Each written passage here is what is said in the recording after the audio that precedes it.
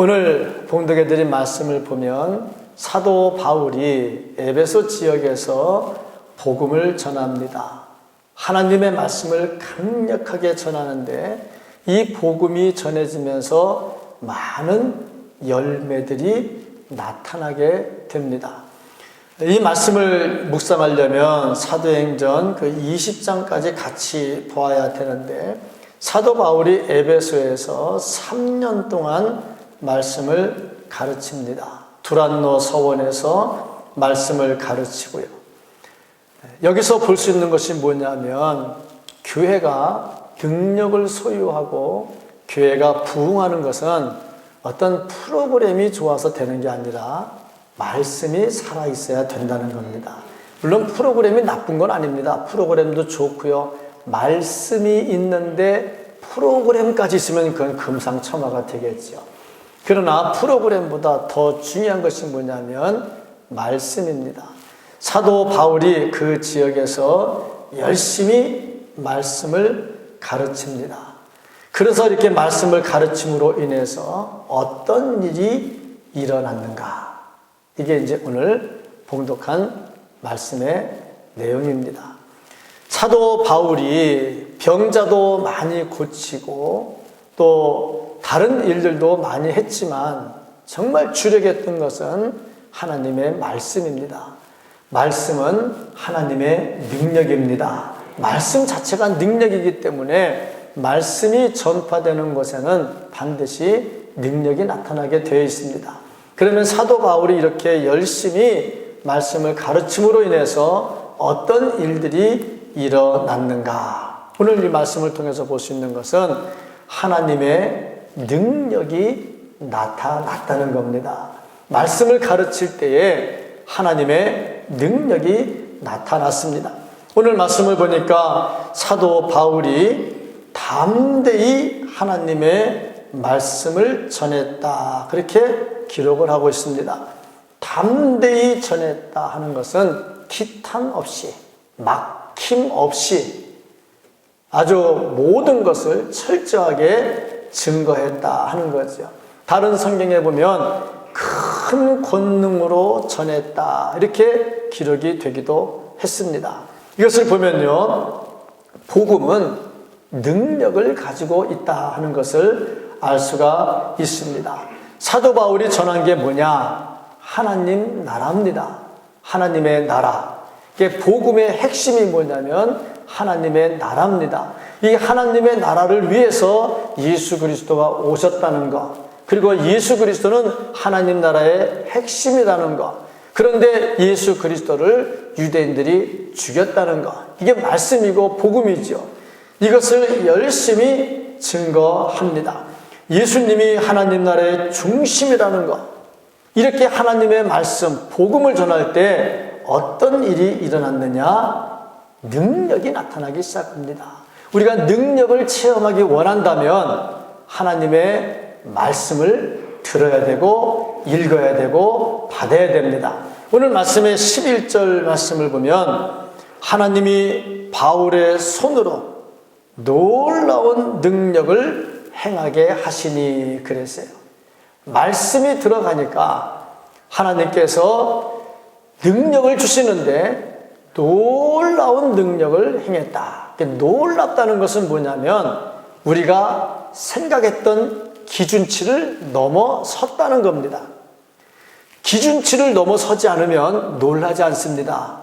옛날에는요, 자식이 부모 때리면 놀랐어요. 뉴스거리입니다. 와, 어떻게 그럴 수가 있냐. 근데 지금 그건 뉴스거리도 안 돼요. 왜냐하면 하도 들어서 평준화됐기 때문에. 사람 한두 명 죽었다, 뉴스거리도 안 돼요. 500명, 1000명 죽었다, 그래야 좀 뉴스거리 되지. 놀랍다는 것은 뭐냐면 기준치를 넘어섰다는 겁니다. 그런데 이 말씀에도 보니까 사도 바울이 능력을 행하는데 놀라운 능력을 행했다는 것은 그 당시 사람들이 보지 못했던, 생각지 못했던 일들. 그래서 이전 성경에 보니까 희한한 일을 행했다 그랬어요. 희한한 일을 행했다. 그 놀라운 일을 행하는데 복음이 전파되는 곳에 능력들이 나타납니다. 어떤 능력들이 나타나느냐? 12절 보니까 심지어 사람들이 바울의 몸에서 손수건이나 앞치마를 가져다가 병든 사람에게 얹으면 그 병이 떠나고 악기도 떠납니다. 그러니까 바울이 가서 직접 만져주고 기도하는 게 아니고 바울이 사용하던 손수건, 예를 들어서 제가 이렇게 사용하던 손수건 이렇게 닦아가지고 이렇게 놔뒀는데 요거를 이제 다른 사람이 이걸 가지고 가가지고 병자에다 딱 대니까 병이 고쳐지고 귀신 들린 사람 딱 그래서 귀신이 나가고 그랬다는 말이죠. 바울이 간 것도 아니에요. 예수님이 간 것도 아니고 정말 놀라운 일들이 일어나고 희한한 일들이 많이 일어납니다. 말씀이 들어가는 곳에는 능력과 기적이 나타납니다. 그러니까 기적을 체험하기 원하시거든 말씀을 붙들어야 됩니다. 말씀은 능력입니다. 말씀은 예수 그리스도시거든요. 말씀이 육신이 되어 이 땅에 오신 분이 바로 예수 그리스도 아닙니까? 그러니까 말씀이 가는 곳에는 반드시 능력이 나타납니다. 마태복음 9장 20절로 22절까지 말씀을 보면은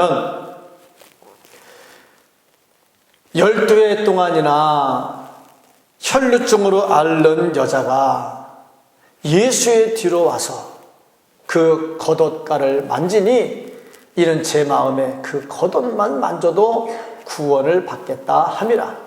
예수께서 돌이켜 그를 보시며 이르시되 따라 안심하라 내 믿음이 너를 구원하였다 하시니 여자가 그 즉시 구원을 받으니라. 자 보세요. 말씀이신 예수 그리스도를 만지는데 만진 것 자체가 고쳐지는 건 아니죠. 믿음을 가지고 말씀이신 예수님을 만졌을 때 그의 병이 12년 동안 고생했던 병이 깨끗하게 치료가 됩니다. 사도행전 5장 15절 16절 말씀을 보면 심지어 병든 사람을 메고 거리에 나가 침대와 요 위에 누이고 베드로가 지날 때 혹 그의 그림자라도 누구에게 덮일까 바라고 예루살렘 부근에 수많은 사람들도 모여 병든 사람과 더러운 귀신에게 괴로움받는 사람을 데리고 와서 다 나음을 얻으니라. 베드로가 지나가는데 그림자만 봐도 병자들이 고쳐지는 역사가 나타납니다. 왜냐하면요 말씀이기 때문에 그렇습니다. 말씀은 능력입니다. 그래서 이 말씀이 우리에게 능력으로 나타나는데 아주 희한하게 나타납니다. 생각지도 못하게 나타납니다. 누가복음 8장 28절 말씀을 보면 예수를 보고 부르짖으며 그 앞에 엎드려 큰 소리로 불러 이르되 지극히 높으신 하나님의 아들 예수여 당신이 나와 무슨 상관이 있나이까? 당신께 구하오니 나를 괴롭게 하지 마옵소서 하니 하는 말씀이 나옵니다. 거라사 지방을 지나갔을 때 귀신이 들렸어요. 귀신이 들렸는데 너무너무 사람들이 감당을 못해요. 근데 예수님이 그 지역에 딱 가니까 말씀도 하기 전에 이미 그 귀신이 겁먹기 시작을 했어요. 예수님을 딱 보는 순간에 자기를 어떻게 쫓아내지 말라고 얘기를 하니까 나중에 이제 물속으로 뛰어들어가도록 허락을 해달라고 그러잖아요. 근데 그 마귀가 귀신이 하나도 아니고 힘이 숫자가 많아서 군대라고 그랬어요.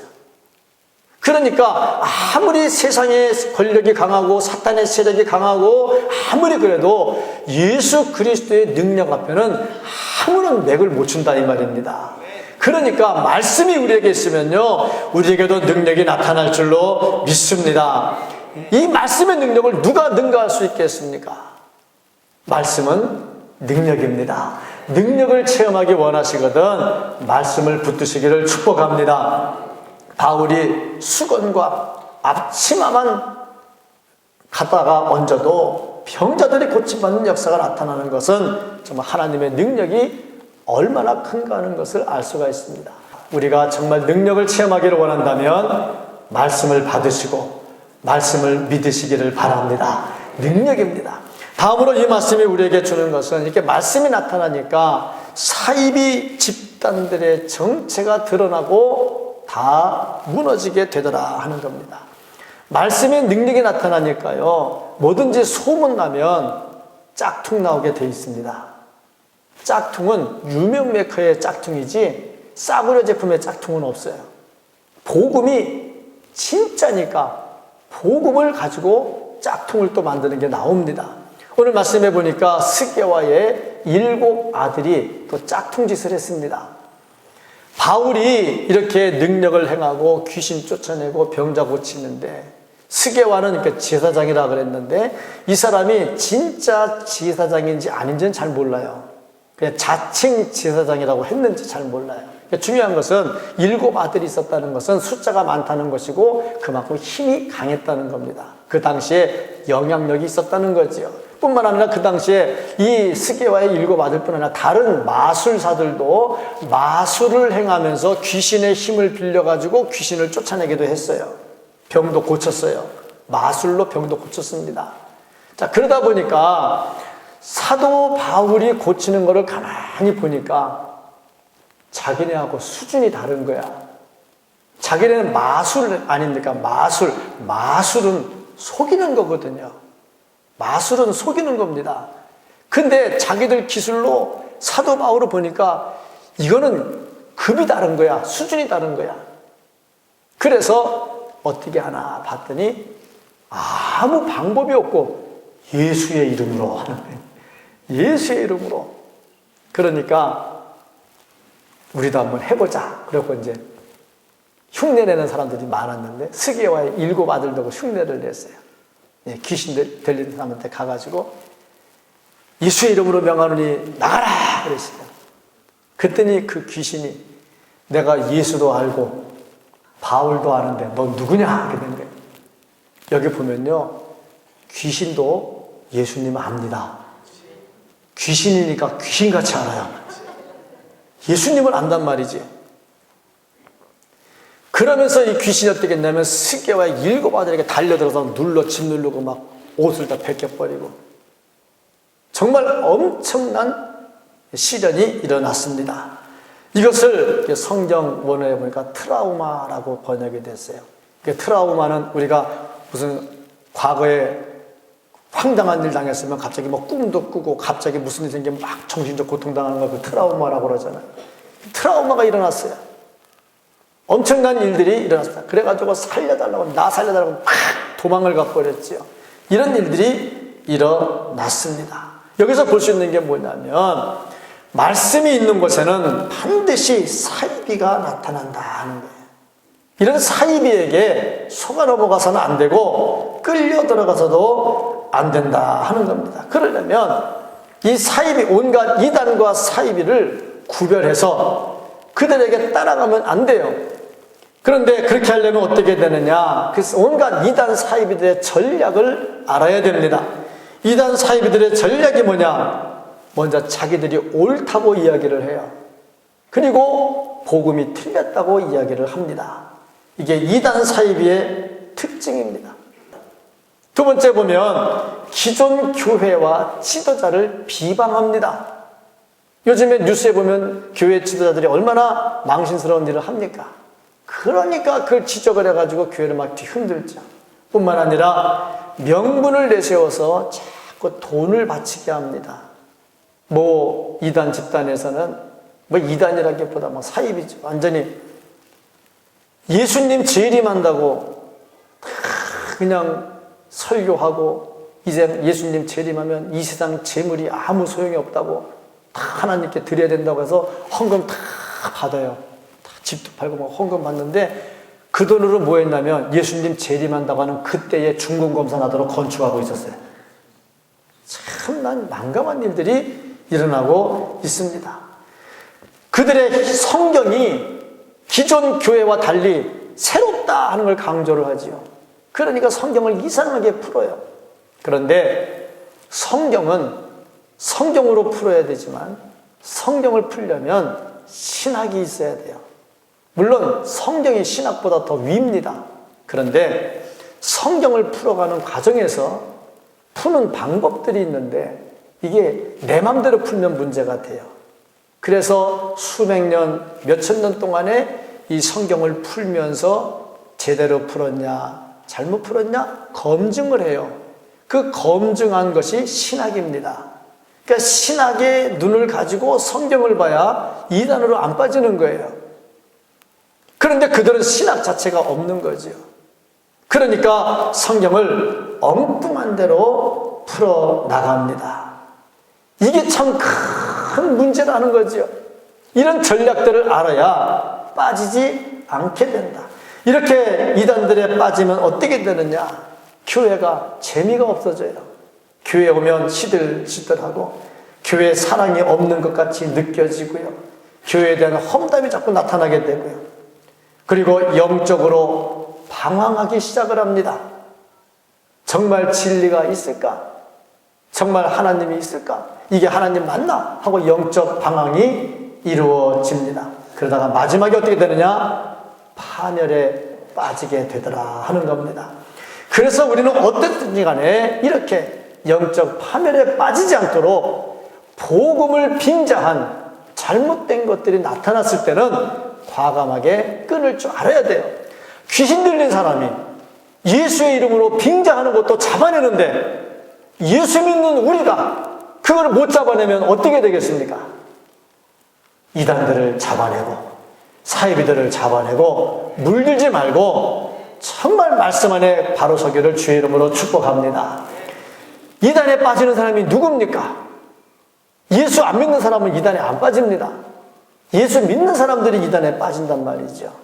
이 자리에 앉아 계신 우리 성도님들은 어떤 일이 있어도 빠지지 말기를 주의 이름으로 축복합니다. 절대 빠져서는 안 되죠. 그러면 예수님을 빙자했던 마술사들 큰 봉변을 당했잖아요. 이 봉변을 당한 다음에 어떤 일이 일어났는가? 세 가지 일이 일어났습니다. 첫 번째로 보니까 17절.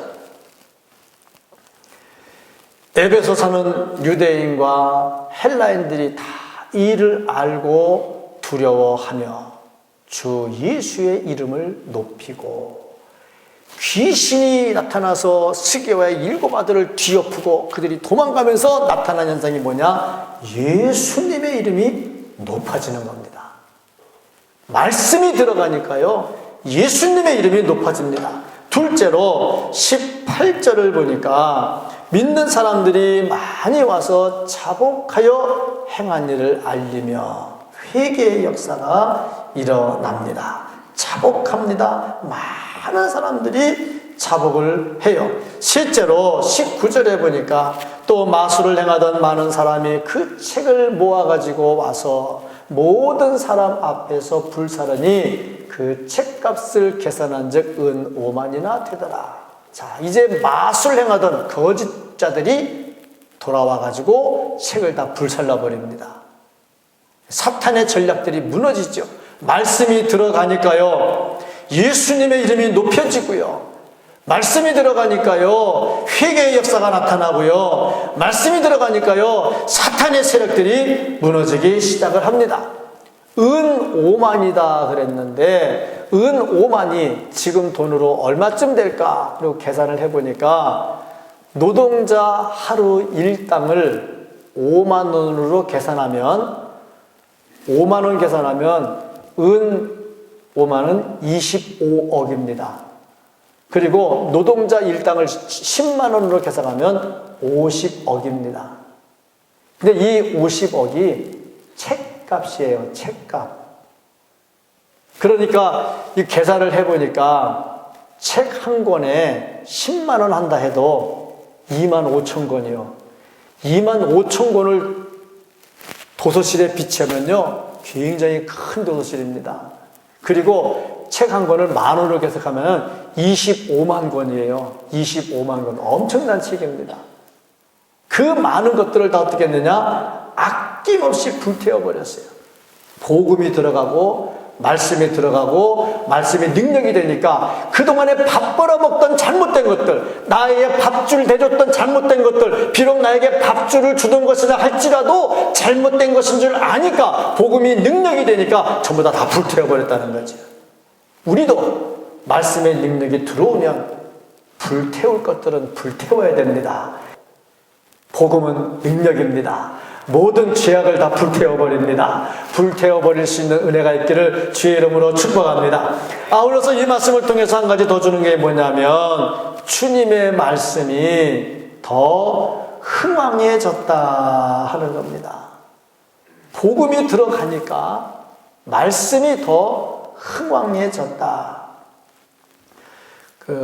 빅토리오 위고라고 하는 프랑스 작가가 한 말이 하나가 있습니다. 영국이 셰익스피어를 만들었다면, 이 셰익스피어는 정말 영국이 누구랑도 바꾸지 않는 유명한 사람이죠.